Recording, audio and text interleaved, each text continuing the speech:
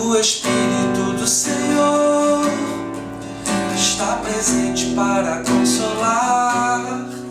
É Deus com a gente exalando vida e forças para caminhar.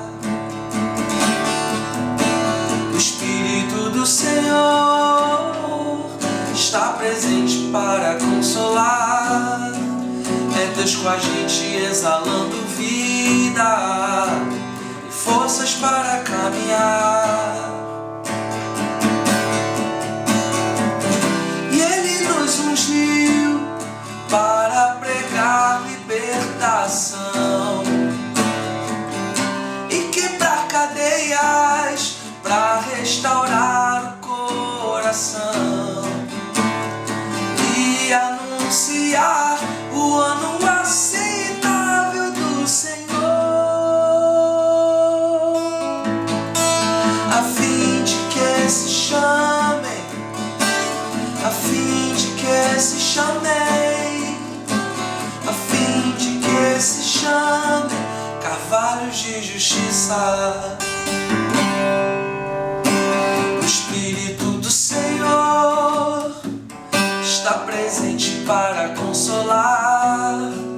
É Deus com a gente exalando vida e forças para caminhar. O Espírito do Senhor está presente para consolar. É Deus com a gente exalando vida e forças para caminhar. Ungiu para pregar libertação e quebrar cadeias, para restaurar o coração e anunciar o ano aceitável do Senhor, a fim de que se chamem, se chamem, a fim de que se chamem carvalhos de justiça, a fim de que se chamem, a fim de que se chamem, a fim de que se chamem carvalhos de justiça, plantados pelo Senhor para a sua glória, plantados pelo Senhor, carvalhos de justiça. Amém.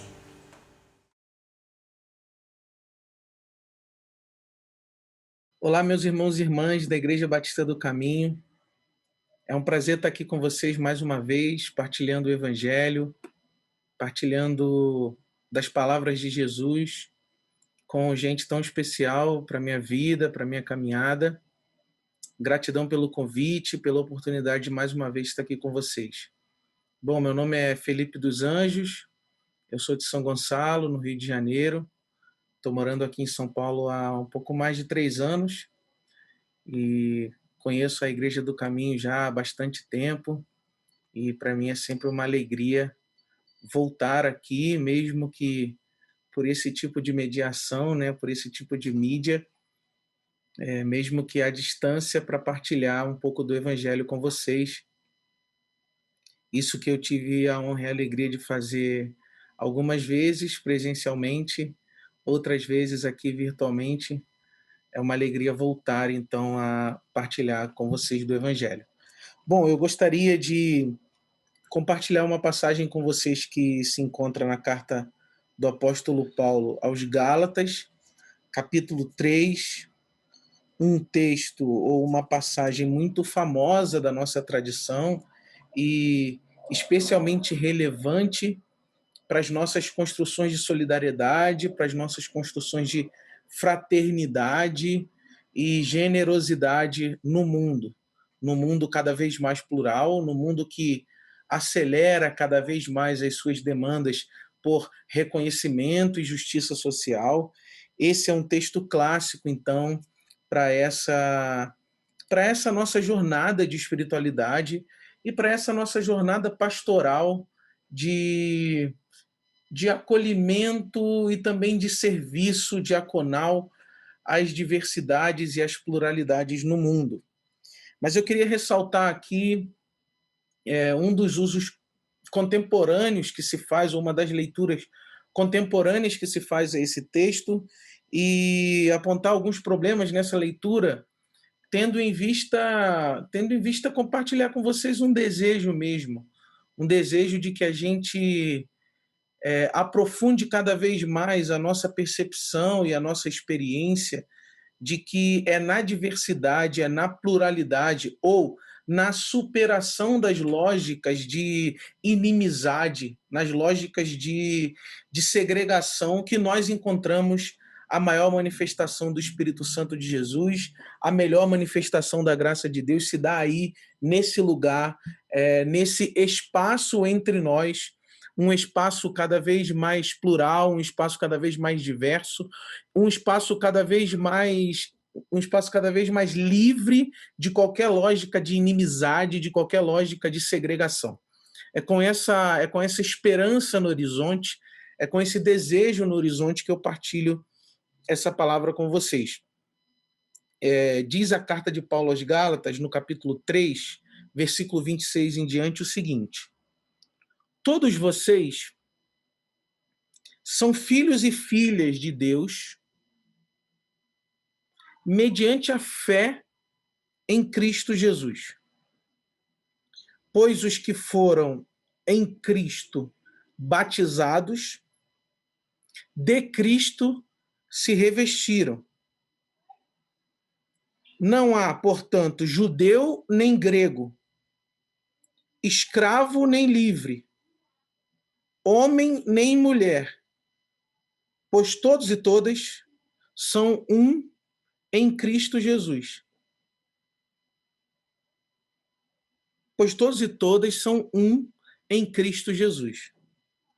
Bom, esse, como eu disse, é um texto clássico que muitas das vezes é pensado e é reverberado em situações de conflito, em situações de impasse entre as diversidades, impasse entre as pluralidades num determinado contexto, numa determinada realidade social.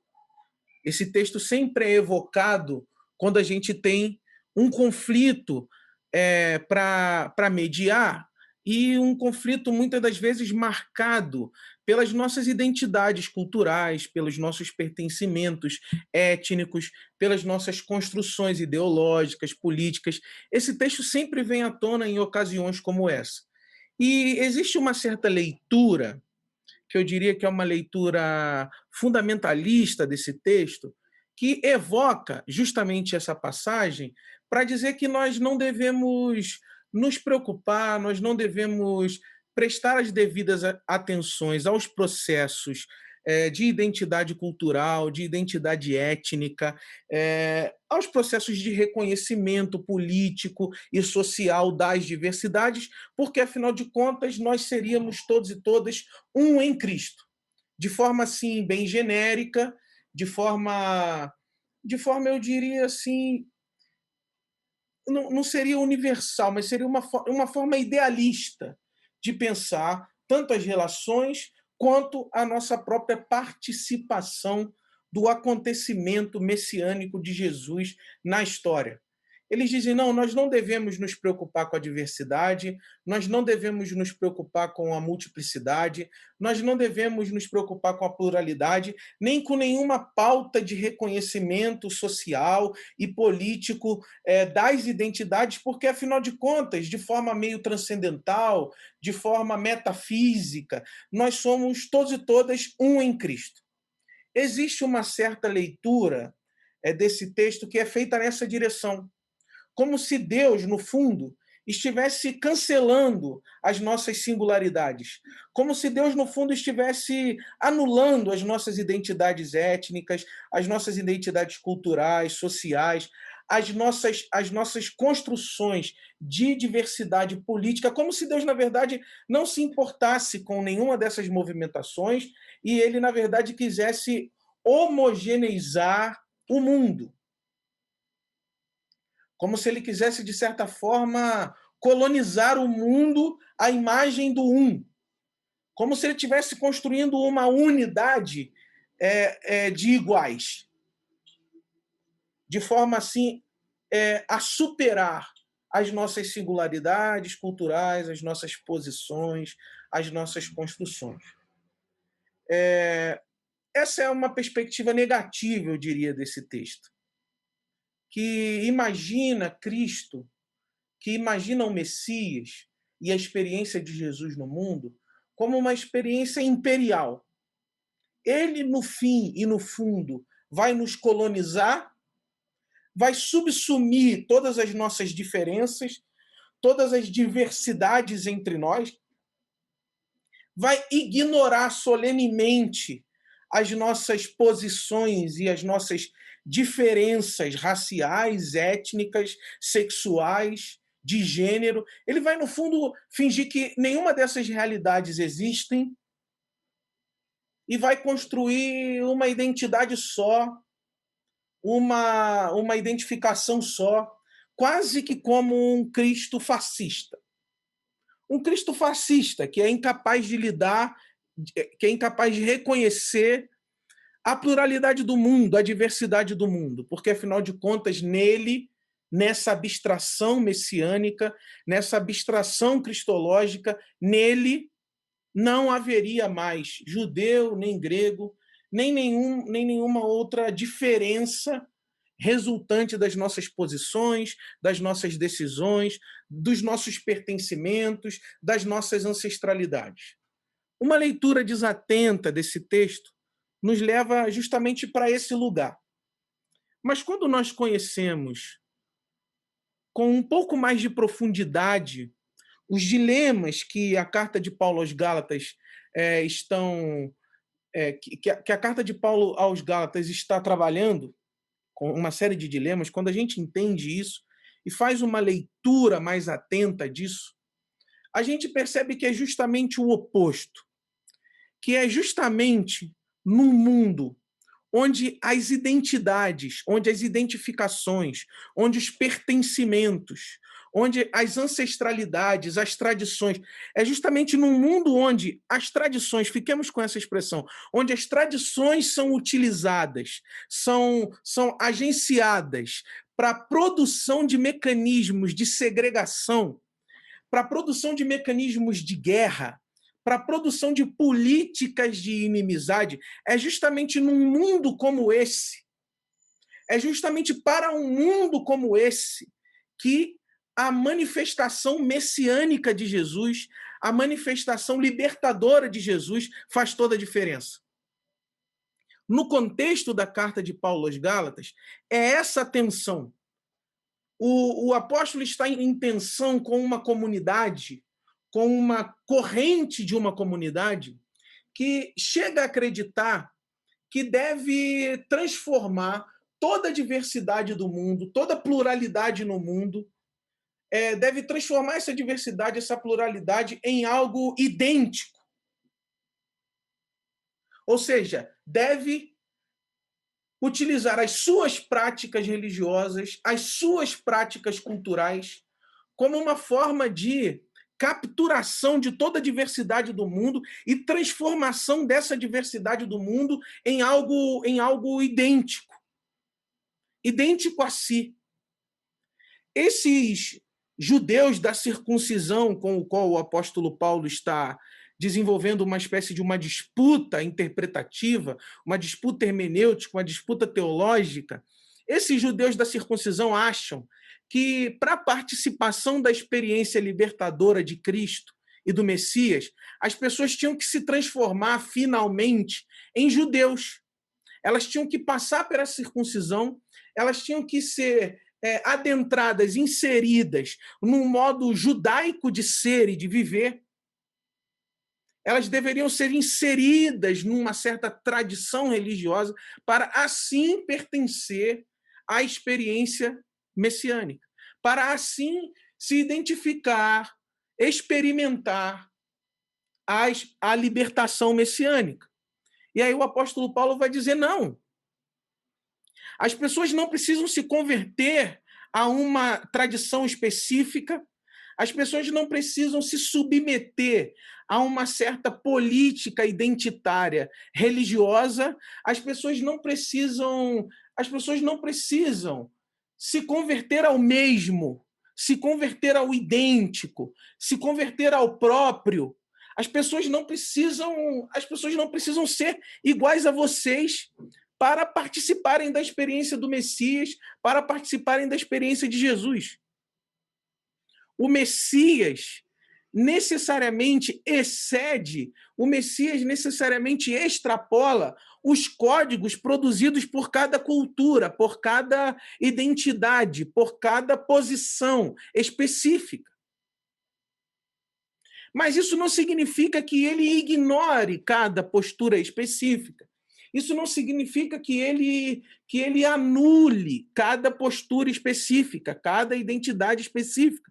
Isso não significa que o Cristo seja um tirano a nos colonizar a imagem e semelhança de uma religião. Isso não significa que Jesus Cristo seja um imperador a nos colonizar a imagem e semelhança de uma tradição, transformando toda a diferença do mundo, transformando todas as singularidades de experiência cultural, étnica, política, de gênero e de sexualidade no mundo em algo idêntico a uma tradição específica.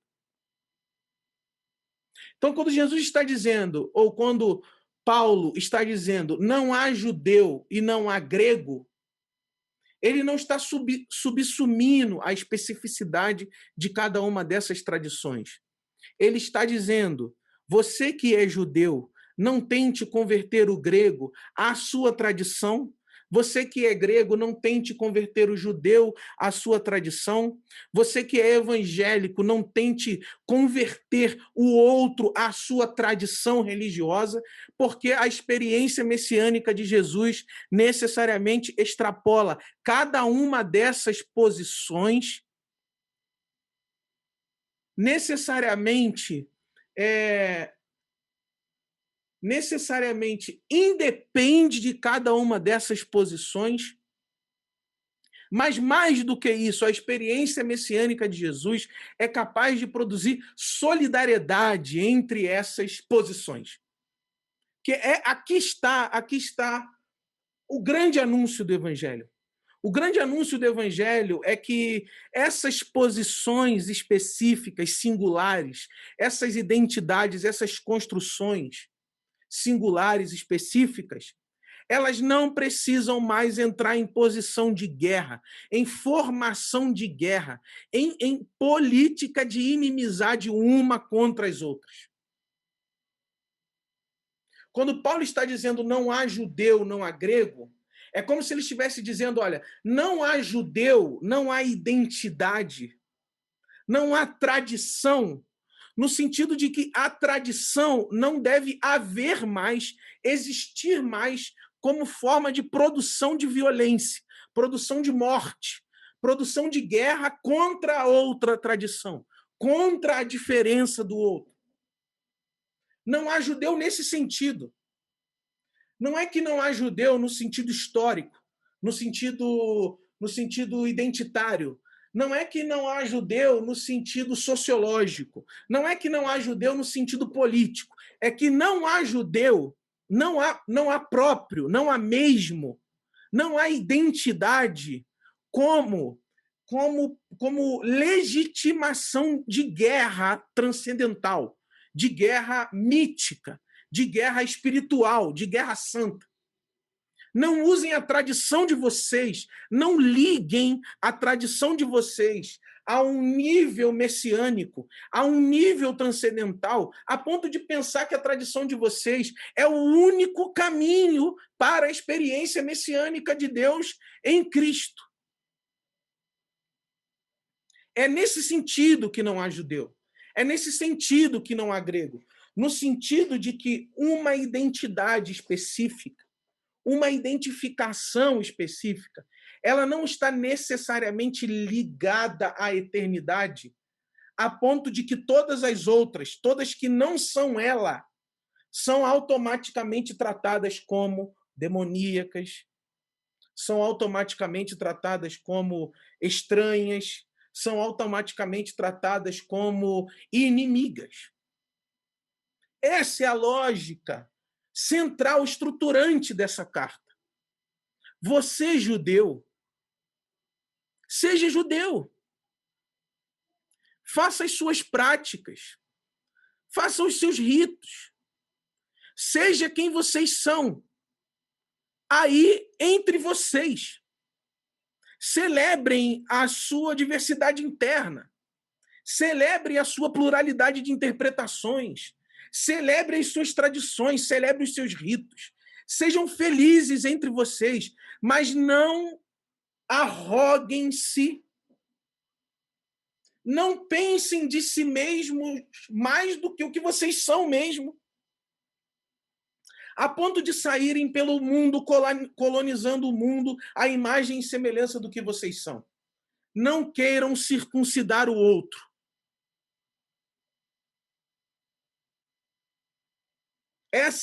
É nesse sentido que não há mais judeu e que não há mais grego.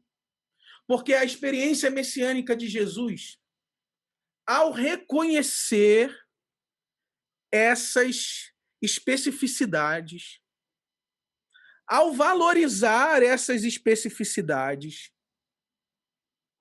ao legitimar cada uma dessas especificidades e ao tirar de entre elas o pressuposto da inimizade, o muro da guerra, a política de segregação, ao afirmar cada uma delas, o valor de cada uma delas, e ao retirar o muro de segregação de entre elas, constrói aquilo que o próprio Paulo, em outras passagens, vai chamar de paz. Jesus é o fim dos muros de inimizade, não das diferenças entre nós, diferenças culturais, estéticas, subjetivas, políticas. Ele não é o fim da diferença, ele é o fim da inimizade. Ele não é a homogeneização, a tiranização, a imperialização do mundo. Ele não é a colonização da diversidade ao um. Não. Ele é o fim da inimizade. Ele derruba a barreira de inimizade entre nós. É nesse sentido de que não há mais judeu. Em outras palavras, tomando um caminho de conclusão, sejam quem vocês são. Participem das suas ancestralidades. Façam a circuncisão entre vocês. Mas não queiram transformar o outro num idêntico. Não submeta o outro às suas políticas. Não submeta o outro às suas violências. Porque isso já seria uma presunção idolátrica. Porque isso já seria transformar o messianismo de Jesus à imagem dos messianismos fascistas, inclusive do nosso tempo.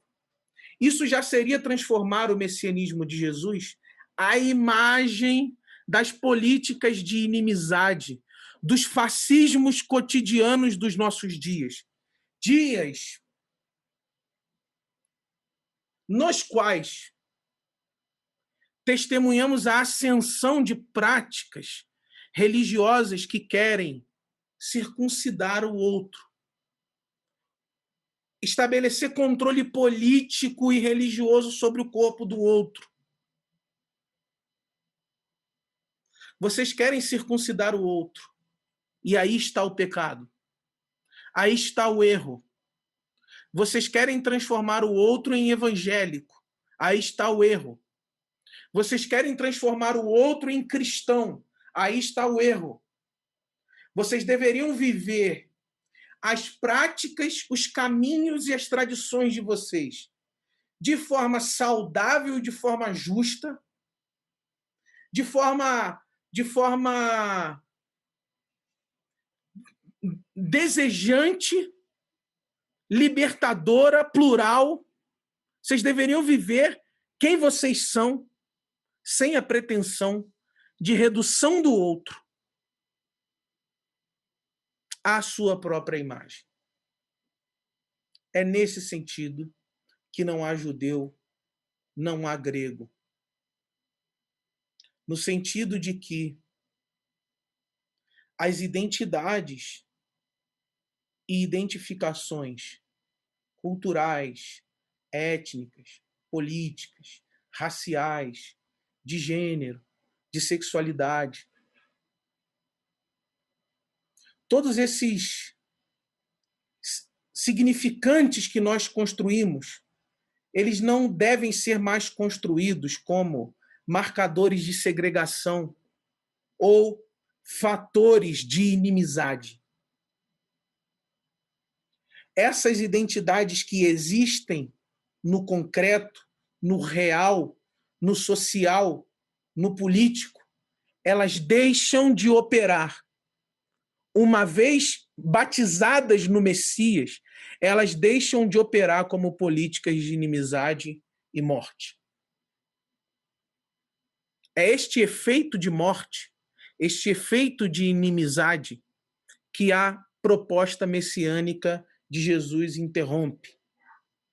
Você pode reconhecer e pensar o valor da sua tradição a partir de uma singularidade. Você pode reconhecer e pensar. Você pode olhar na sua ancestralidade, na sua tradição, na sua memória social e reconhecer nisso sacralidade, singularidade, beleza, potência. Você só não deve pensar o outro ou utilizar essa tradição, utilizar essa memória, utilizar essa história social de quem você é como perspectiva para enxergar o outro como inimigo.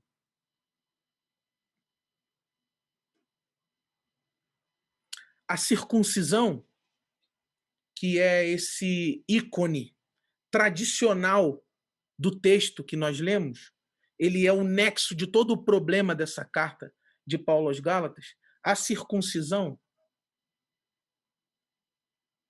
você pode olhar para ela enquanto um judeu, por exemplo, que é isso que o Paulo está falando, e dizer, bom, existe um papel nessa instituição, existe um papel nessa tradição para a nossa comunidade. Agora, isso não precisa virar princípio imunológico. Isso não precisa virar princípio ou mecanismo de defesa contra a diferença e contra a diversidade do outro. Mais do que isso, a sua singularidade não deve ser imaginada como algo transcendental,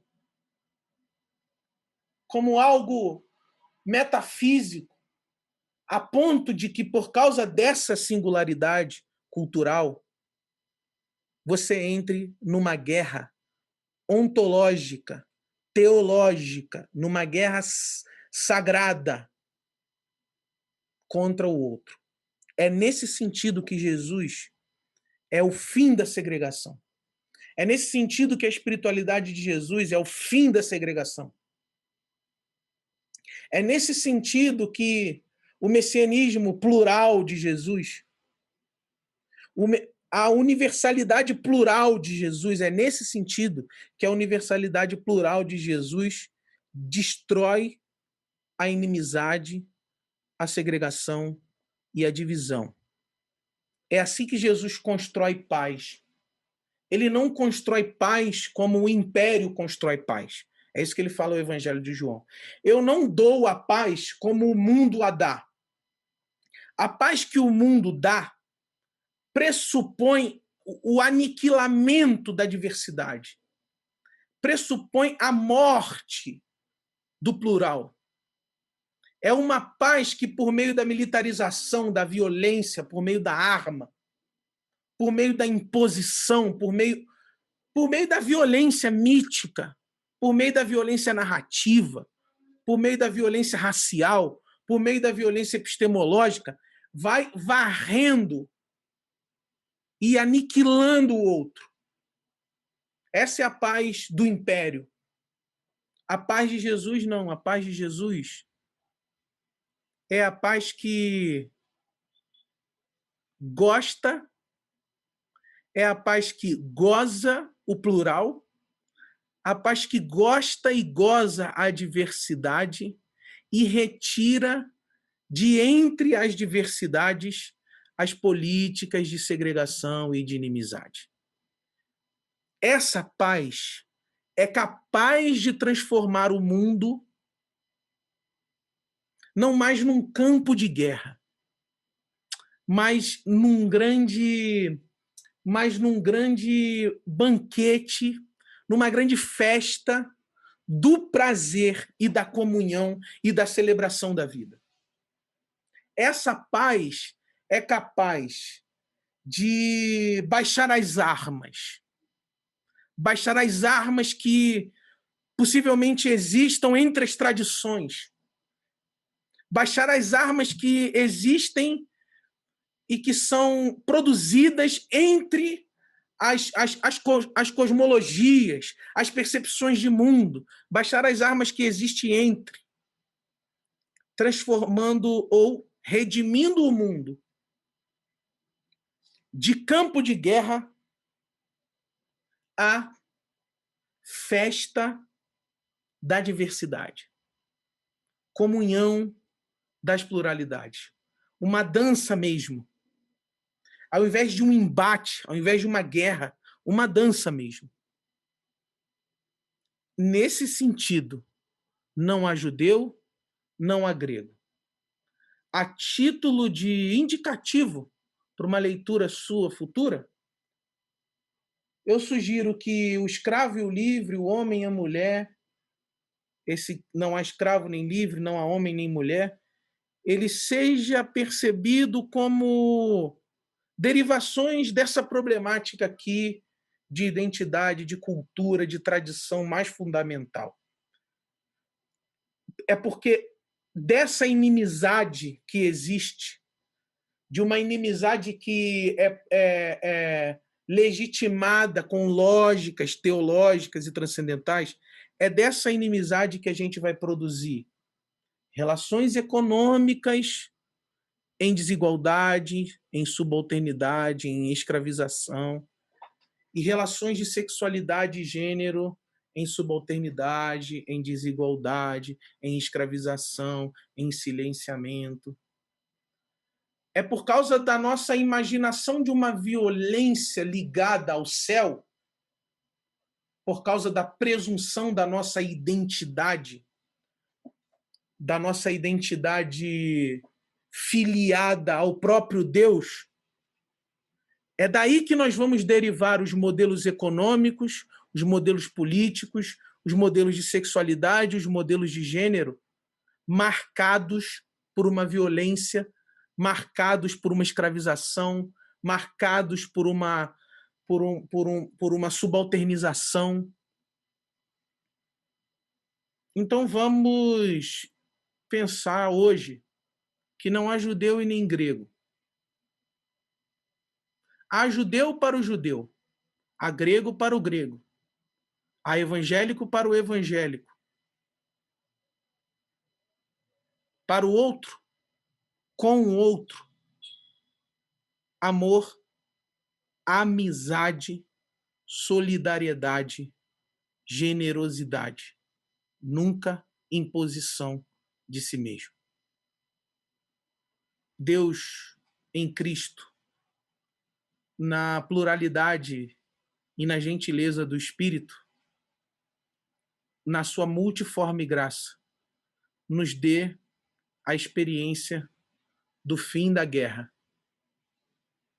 Do fim da guerra entre os diversos, entre os plurais, entre os muitos e muitas que fazem a experiência messiânica de Deus no mundo. Beijão a todos e todas vocês. Deus abençoe. Valeu, pessoal. Amém.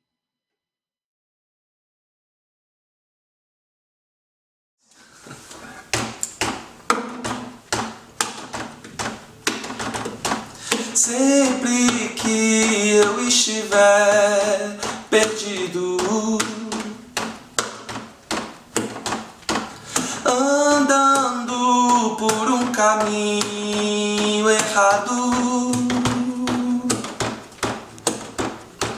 quando for sozinho e peregrino,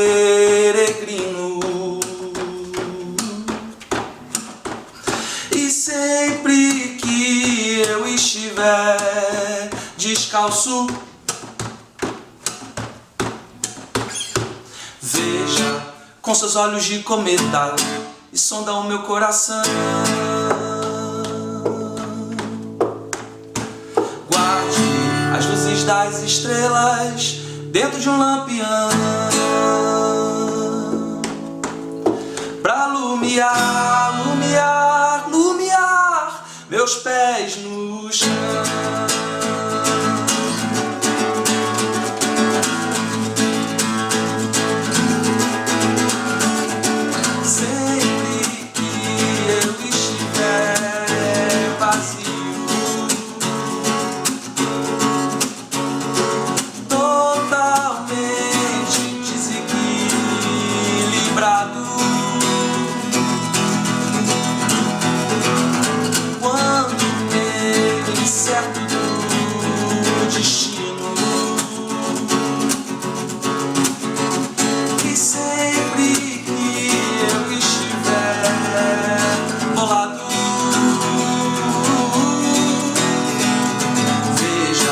Com seus olhos de cometa e sonda o meu coração.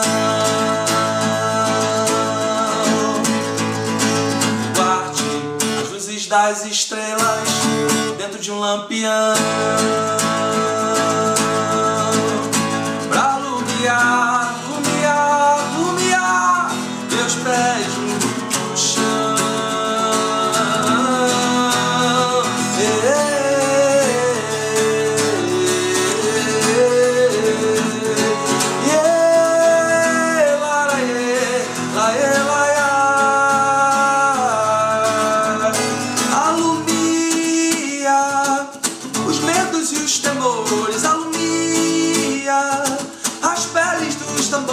A suar, abrace as estrelas e o luar e traga para nós alumia os servos e os senhores, alumia, nós temos muito que peregrinar,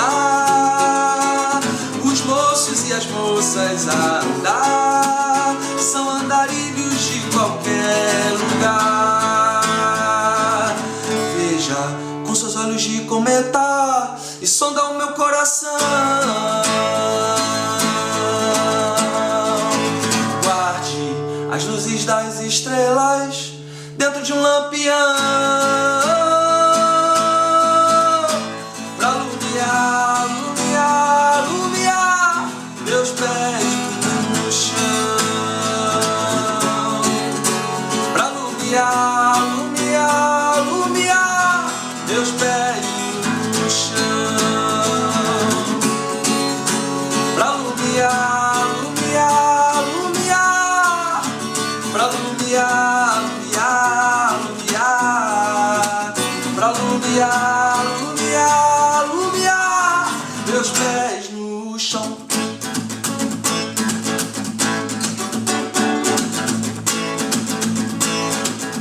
Aleluia!